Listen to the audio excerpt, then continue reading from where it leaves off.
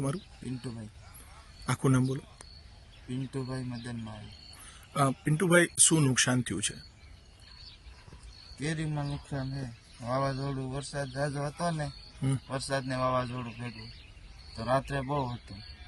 12 સાડા 12. કેરીમાં બહુ નુકસાન છે. આ કઈ કામમાં ન લાગે ભાઈ. 10% કરી ગઈ છે. બરોબર.